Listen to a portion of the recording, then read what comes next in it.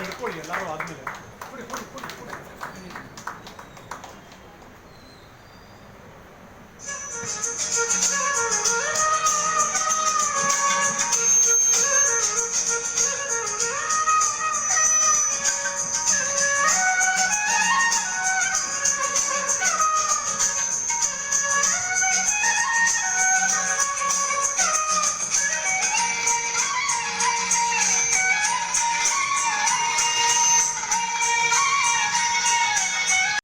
ಇವರು ಪ್ರಾಥಮಿಕ ಮತ್ತು ಪ್ರೌಢ ಶಿಕ್ಷಣವನ್ನು ಹುಲಿದುರ್ಗ ಮತ್ತು ಉಜ್ಜಯಿನಿಯಲ್ಲಿ ಸ್ನಾತಕೋತ್ತರ ಪದವಿಯನ್ನು ಬೆಂಗಳೂರು ವಿಶ್ವವಿದ್ಯಾಲಯದಿಂದ ಕನ್ನಡ ವಿಷಯದಲ್ಲಿ ಜಿ.ಬಿ. ರಾಜರತ್ನಂ ಚಿನ್ನದ ಪದಕದೊಂದಿಗೆ MA ಪದವಿಯನ್ನು ಪಡೆದರು. ಸಂಸ್ಕೃತಿ ಮತ್ತು ಸಂಗಾತಿ ಒಂದು ಬುಡಕಟ್ಟಿನ ಲೋಕದೃಷ್ಟಿ ಹಿನ್ನೆಲೆಯಲ್ಲಿ ಸಂಸ್ಕೃತಿ ಚರ್ಚೆ ವಿಷಯದಲ್ಲಿ ಸಂಶೋಧನೆ ನಡೆಸಿ ಡಾಕ್ಟರೇಟ್ ಪದವಿಯನ್ನು ಕೂಡ ಪಡೆದುಕೊಂಡಿದ್ದಾರೆ.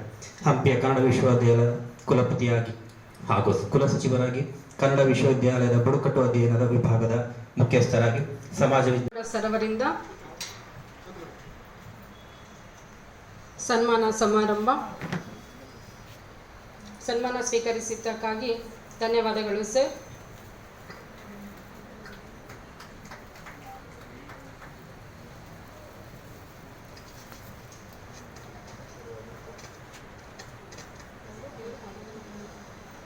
ಸ್ವೀಕರಿಸುತ್ತಿರುವುದಕ್ಕೆ ಧನ್ಯವಾದಗಳು ಸರ್.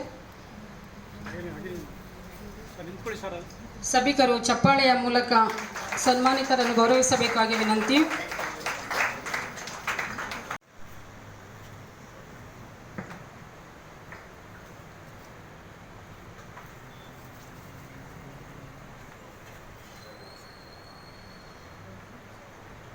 ಸನ್ಮಾನ ಸ್ವೀಕರಿಸಿದ್ದಕ್ಕಾಗಿ ಧನ್ಯವಾದಗಳು ಸರ್.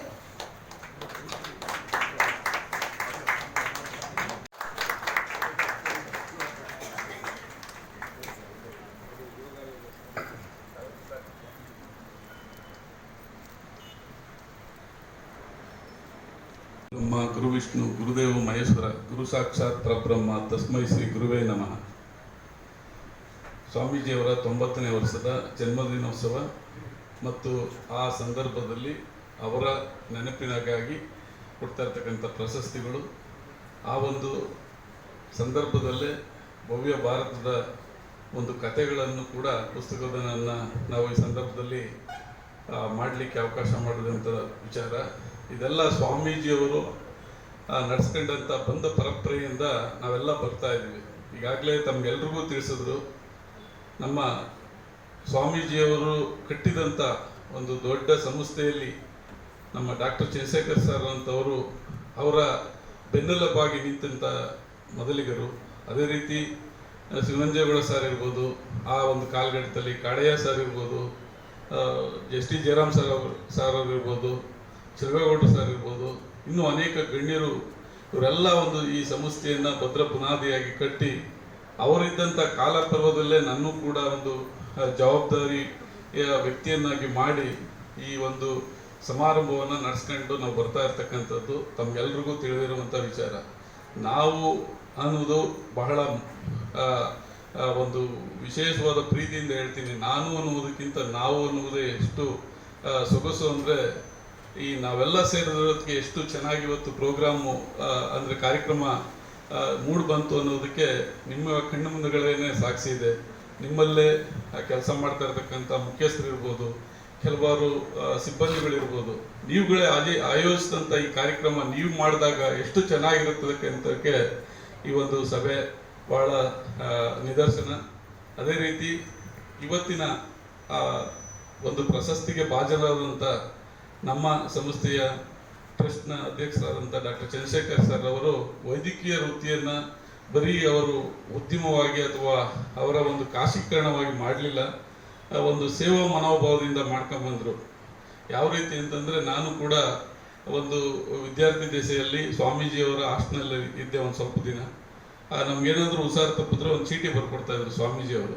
ಆ ಚೀಟಿ ತಗೊಂಡೋಗಿ ಚಂದ್ರಶೇಖರ್ ಸರ್ ಹತ್ರ ಕೊಟ್ಟು ನಾವು ಅಲ್ಲಿ ಔಷಧೋಪಚಾರ ತಗೊಬರ್ಬೋದಾಯಿತು.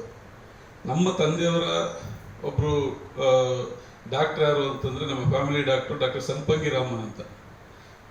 ಚಂದ್ರಶೇಖರ್ ಸರ್ ಈ ಕಡೆಗಿದ್ರೆ ಲೆಫ್ಟ್ ಸೈಡಲ್ಲಿದ್ದರೆ ಸಂಪಂಗಿ ರಾಮನ್ ರೈಟ್ ಸೈಡಲ್ಲಿದ್ದರು. ನಮ್ಗೇನಾದರೂ ಹುಷಾರು ತಪ್ಪಿದ ತಕ್ಷಣ ನಮ್ಮ ತಂದೆಯವರು ತಿಳಿಸ್ತಾ ಇದ್ರು. ಆ ಸಂದರ್ಭದಲ್ಲಿ ನಮ್ಮ ತಂದೆ ಅಲ್ಲಿ ಸಂಪಂಗಿ ರಾಮನ್ ಅವರು ಇದರ ಗೊತ್ತಿದೆಯಲ್ಲ, ಹೋಗ್ಬಿಡು ಅಲ್ಲಿಗೇನೆ, ನಾನು ಹೇಳಿರ್ತೀನಿ ಅಂತ. ನಾವು ಅಲ್ಲಿಗೆ ಹೋಗ್ತಿರ್ಲಿಲ್ಲ, ಡಾಕ್ಟರ್ ಚಂದ್ರಶೇಖರ್ ಸರ್ ಸಾಪ್ಗೆ ಹೋಗ್ತಾ ಇದ್ದೆ. ಯಾಕೆ ಅಂದರೆ ಅವ್ರಿಗೆ ಈ ಹುಡುಗರುಗಳ ಬುದ್ಧಿ ಚೆನ್ನಾಗಿ ತಿಳಿದಿತ್ತು ಅಂತ ಕಾಣಿಸ್ತದೆ. ಅವರು ಬರೀ ಔಷಧೋಪಚಾರ ಮಾಡ್ತಿರಲಿಲ್ಲ, ಅದರಲ್ಲಿ ಈ ಚಾಕ್ಲೇಟು, ಶುಂಠಿ ಪೇಪರ್ಮೆಂಟ್ ಅಂತ ಬರ್ತಾ ಇತ್ತು. ಅದನ್ನ ಇಟ್ಕೊಂಡ್ಬಿಟ್ಟು ನಮಗೆಲ್ಲ ಕೊಟ್ಟು, ಜರ ಹೊಟ್ಟೆ ಹೋಯ್ತು ತಗೋ ಶುಂಠಿ ಪೇಪರ್ಮೆಂಟ್ ಹಾಕೊಂಡು ಬಾಯಿಗೆ ಹೋಗು, ನಿಂದು ಆಗೋಯ್ತು ಕಣ ಅಂತ. ಆ ಶುಂಠಿ ಪೇಪರ್ಮೆಂಟ್ ತಗೊಳಕ್ಕೇನೆ ನಾವೆಲ್ಲ ಚೀಟಿ ಬರ್ಸ್ಕೊಳ್ಳಿ, ಸ್ವಾಮೀಜಿ ನಮ್ಮ ಕೆಮ್ಮು ಅದು ಇದು ಅಂತ. ಸೊ ಆ ಮಕ್ಕಳ ಮನಸ್ಥಿತಿಯನ್ನು ಅರಿತಿರ್ತಕ್ಕಂಥ ದೊಡ್ಡ ಮೇಧಾವಿಯವರು. ಅವತ್ತಿಂದ ಕೂಡ ಸರ್ವೀಸು, ಶಾಂತತ ಸ್ವಭಾವ, ಯಾರು ಏನೇ ಹೇಳಿದ್ರು ಅದನ್ನು ಪರಾಮರ್ಶಿಸ್ತಾನೆ ಅವರು ನಿರ್ಧಾರಕ್ಕೆ ಬಂದವರೇ ಅಲ್ಲ. ಇಂಥ ಒಂದು ಸಂದರ್ಭದಲ್ಲಿ ನಮ್ಮ ಕಾಲಘಟ್ಟದಲ್ಲಿ ಅವ್ರಿಗೊಂದು ಈ ಸನ್ಮಾನ ಮಾಡಲಿಕ್ಕೆ ನಮ್ಗೆ ಅವಕಾಶ ಸಿಕ್ಕಿದ್ದು ನಮ್ಮ ಸುಕೃತ ಪುಣ್ಯ ಅಂತ ಹೇಳಿ ನಾನು ಅವ್ರಿಗೆ ಈ ಸಂದರ್ಭದಲ್ಲಿ ಒಂದು ಹೃತ್ಪೂರ್ವಕವಾದ ಧನ್ಯವಾದಗಳನ್ನ ತಿಳಿಸ್ಲಿಕ್ಕೆ ಇಷ್ಟಪಡ್ತೀನಿ. ಅದೇ ರೀತಿ ಇನ್ನೊಬ್ಬರು ಹೇಳಿದ್ರು, ಈಗ 20 ಲಕ್ಷಕ್ಕೂ ಹೆಚ್ಚಿನ ಬುಕ್ಗಳು ನನ್ನ ಹತ್ರ ಇದೆ, ನಮ್ಮ ಮಕ್ಕಳುಗಳನ್ನ ಓದಿಸುವಂಥ ಕೆಲಸ ಆಗಲಿ, ನಾನು ಬನ್ನಿ IAS, IPS, KS ಮತ್ತೊಂದು ಮಗದೊಂದು ಏನು ಬೇಕಾದ್ರೂ ನಾನು ಮಾಡಿಸ್ತೀನಿ, ನೀವು ಇಲ್ಲಿ ಬರಬೇಕು, ಬಂದು ಓದಬೇಕು ಅನ್ನುವಂಥ ವಿಚಾರವನ್ನು ತಮ್ಮ ಮುಂದೆಲ್ಲ ಇಟ್ಟಿದ್ದಾರೆ. ಸರ್, ನೀವು ಸರ್ಕಾರಕ್ಕೆ ಆಗಲಿ ಇಲ್ಲ ಮತ್ತೊಂದೇ ಸಂಸ್ಥೆಗಳಿಗೆ ಆಗಲಿ ನೀವು ಕೈ ಹೊಡ್ಬೇಕಾಗಿಲ್ಲ ಸರ್. ನೀವು ಮಾಡಿರುವಂಥ ಕೆಲಸಗಳಲ್ಲಿ ಅಲ್ಪ ತೃಪ್ತಿಗಾಗಿ ಅಲ್ಪ ಸೇವೆ ನಮ್ಗೇನಾದರೂ ಸಿಕ್ಕಿದ್ರೆ, ನಮ್ಮ ಅಕ್ಕ ಸಂಸ್ಥೆ ಇರ್ಬೋದು, ನನ್ನ ಅಮೆರಿಕ ಸ್ನೇಹಿತರು ಇರ್ಬೋದು, ಇಲ್ಲಿರ್ತಕ್ಕಂಥ ನನ್ನ ಸ್ನೇಹಿತರು ನಿಮ್ಮ ಬೆನ್ನೆಲುಬಾಗಿರ್ತೀವಿ. ಇಲ್ಲೂ ಮಂಡ್ಯದಲ್ಲಿ ನಿಮ್ಗೆ ಏನಾದರೂ ಒಂದು ಸಣ್ಣ ಗ್ರಂಥಾಲಯ ಮಾಡುವಂಥ ಆಸೆ ಇದ್ದರೆ ನಾನು ಅಧ್ಯಕ್ಷರ ಹತ್ರ ಮಾತಾಡಿ ನಮ್ಮ ಯಾವುದಾದ್ರೂ ಒಂದು ಸಂಸ್ಥೆಯ ಜಾಗದ ಅಡಿಯಲ್ಲಿ ಅದಕ್ಕೆ ಒಂದು ಅವಕಾಶ ಮಾಡಲಿಕ್ಕೆ ನಮ್ಮ ಅಧ್ಯಕ್ಷರ ಅನುಮತಿ ಪಡೆದು ಒಂದು ವಾಗ್ದಾನ ಕೊಡಲಿಕ್ಕೆ ನಾನು ಇಷ್ಟಪಡ್ತೀನಿ ಸರ್. ದಯಮಾಡಿ ಕೇಂದ್ರ ಪಾಂಡುಪುರ ಬರಲಿಕ್ಕೆ ನೀವು ಎಲ್ಲರೂ ಹೇಳ್ತಾ ಇದ್ರಿ. ನಾವು ಮತ್ತೆ ಆ ಮಕ್ಕಳನ್ನು ನಾವು ವಿಶ್ವಮಾನವರನ್ನಾಗಿ ಮಾಡುವುದು ಹೇಗೆ ಅನ್ನೋದೇ ನಿಜವಾದ ಎಜುಕೇಷನ್ ಇವತ್ತು ಕೊಡಬೇಕಾಗಿರೋದು ನಾವು.